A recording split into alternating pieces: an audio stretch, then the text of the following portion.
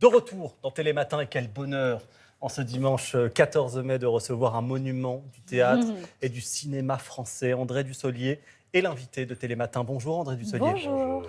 Merci beaucoup d'avoir accepté notre invitation. Et vous savez quoi ? Je trouve qu'il y aurait tellement de choses à dire sur vous, sur votre parcours, que c'en est impossible de vous présenter. Je vais donc vous demander de vous prêter à un exercice qu'on vous demande sans doute assez rarement. Présentez-vous. Ah, en deux mots, évidemment.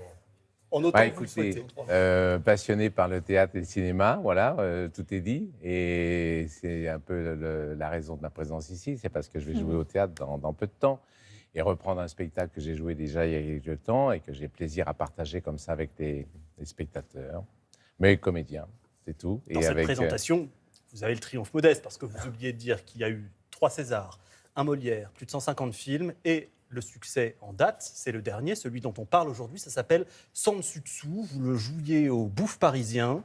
Ça a été un tel triomphe que vous prolongez cette pièce au Théâtre Marigny du 24 mai au 2 juillet. C'est un spectacle littéraire. Vous allez nous raconter, vous compilez des textes, vos textes préférés. Certains sont signés de Baudelaire, de Guitry, de Hugo et de Raymond Devos. On regarde un extrait.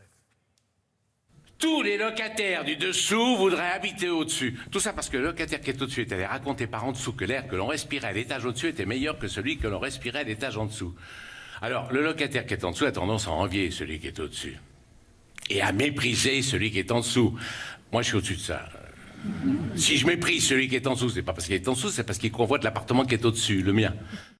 Et on a coupé l'extrait, mais quelle est la suite ? Ah oui, vous savez, moi c'est très bien mon appartement à celui du dessous, à condition d'obtenir celui du dessus.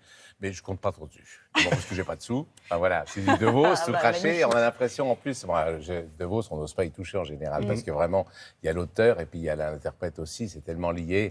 Mais ce texte-là est tellement bien écrit, tricoté, que vraiment on peut l'incarner, j'ai l'impression. Enfin, je vois que ça fonctionne avec le public. C'est jubilatoire ? Oui, c'est vraiment Ce genre de agréable. moment ? C'est vraiment agréable. Et j'ai privilégié les textes comiques, drôles. Alors ça va, comme vous l'avez dit, de toutes les époques. Hein. C'est vrai qu'il y a quelquefois des surprises. Il y a des textes, en particulier, il y a un texte de Victor Hugo sur la rumeur. On a l'impression que ça a été écrit aujourd'hui ou hier. Alors ça date de 1856. Mais j'aime bien, c'est un voyage comme ça à travers des textes qui sont comme une succession de petites pièces de théâtre. Le théâtre qui a une importance tout à fait particulière dans votre vie, vous l'avez dit, mais vous l'évoquiez déjà en 1972. Cette année-là, elle est importante. Pour quelle raison l'est-elle, cette année-là ? J'étais au conservatoire Eh et oui. c'était en effet des concours de sortie. Et donc, évidemment, c'était important pour un jeune comédien parce qu'on a l'occasion de se montrer à la profession, à la presse, etc. Donc, voilà, c'est le premier bain public. Vous veniez de recevoir donc, ce fameux prix du Conservatoire national d'art dramatique.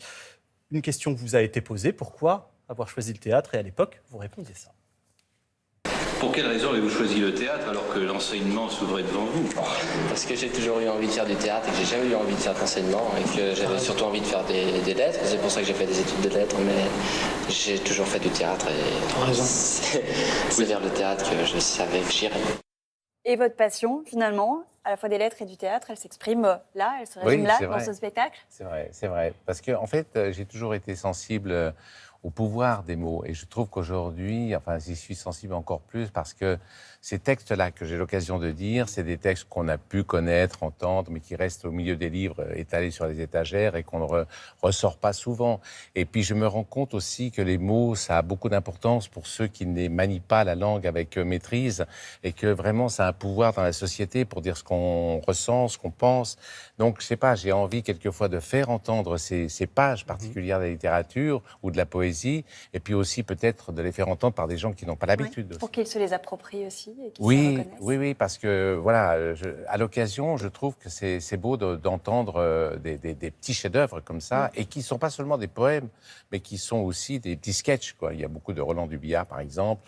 On a cité De Vos, mais il y en a d'autres. Voilà, j'aime bien la comédie.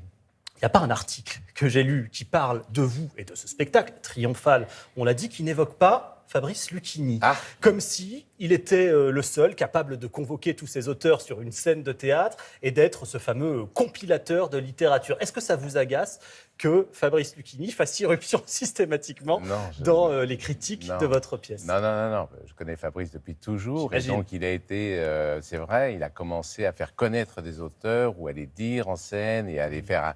Voilà, parce que je me suis rendu compte, en lisant, par exemple, Proust, que je croyais avoir compris les phrases, mais je trouvais que c'était un peu ennuyeux et un peu long.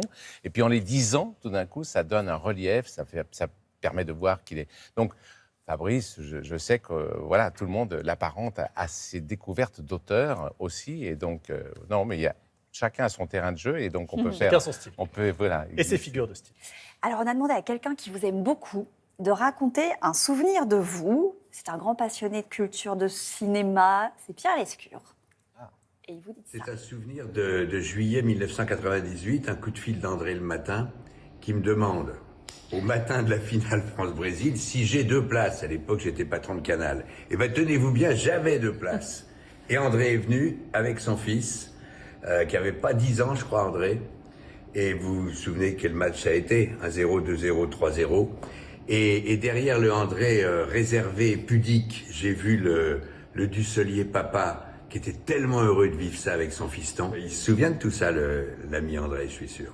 Ah oui, il se souvient de tout ça, l'ami André? Ah oui, c'est un immense cadeau, évidemment, de vivre ça, en effet, grâce à Pierre Lescure, qui a répondu à cette demande. Et je n'étais pas le seul, et j'étais très privilégié de pouvoir assister à ces matchs-là. On était passionnés de foot aussi, j'adore le sport, et donc là, de pouvoir partager ça avec son fils, grâce, voilà. Vos enfants qui ont d'ailleurs choisi d'être comédiens aussi? Oui, ça aussi. vous angoisse? Ça vous fait plaisir? Ça vous rassure? Je crois que les époques sont tout à fait différentes. Alors, je ne maîtrise pas très bien la manière aussi de faire ça. Enfin, de faire le métier ici, c'est toujours la même façon. Mais après, la diffusion, la manière d'exister, ah bah oui, voilà, je les vois. Ils sont beaux, c'est ce que vous dites. Bon, je sais que voilà, chacun fait sa route et ils ont besoin de la faire sans forcément que je sois là toujours présent.